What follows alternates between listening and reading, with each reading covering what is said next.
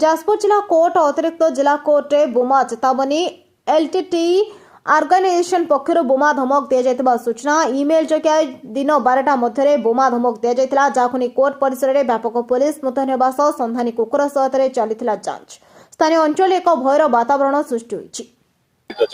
गोटे आसला गोटे मेसेज आसला जे कोर्ट भितर बम प्लांट करा जाइछि।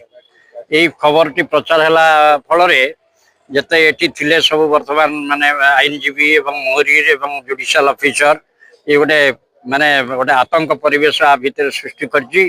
सेमाने सब भयभीत अवस्था अछंती। ये खबर पाई स्थानीय पुलिस तांकर डॉग स्क्वाड आसिकी वर्तमान खोजाखोजी करूछंती एवं तांकर रिपोर्ट आसिला पर जणा पड़िबो जे प्रकृत रे बम इम्प्लांट हेछि कि नाही। ए पर्यंत माने किछि जणा पड़नी तदंतकारी संस्था ताको माने बाहर करिवे जे भली भाबरे काहेकि बारंबार आसुची कटक रे आसीतिला मध्ये बम आतंक वकील मान को बाहर कर दिया आइतिला कोर्ट प्रेमिसेस रु एठी मध्ये आज बम आतंक आसीची। तेनु यार मूल स्तर रे कोठी भाबरे किभली भाबरे एमिति एटा फेक न्यूज किबा सत्य न्यूज आको तदंतकारी संस्था बाहर करिकि सब दिन पई बंद करिया दरकार नले वर्तमान लोक आतंकित अवस्था रहउचंती।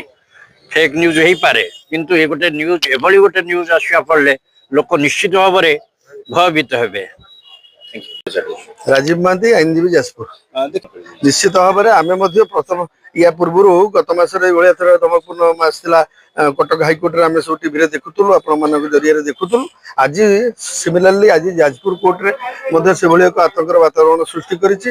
बोमा रही शुणा मिलूँ दमकपूर्ण मेल आसी शुणा मिलूँ जो सकाळू आईएससी समेत जाजपुर आईएससी समेत किसी डॉग स्क्वाड एवं पुलिस स्क्वाड आसिक विभिन्न जगह प्रेमिसेस भितर सब तनखी कर वेरीफाई कर समस्ते माने वकिल आरंभ करके क्लर्क ठार आरंभ करके साधारण जो मैंने लिटिगेंट आसछंती कोर्ट रे काम करने ये कथा जो शुणुंट मन भर निश्चित भाव में आतंक सृष्टि कर। व्यासनगर प्रदीन कुमार बोईताई रिपोर्ट नायवती टीवी।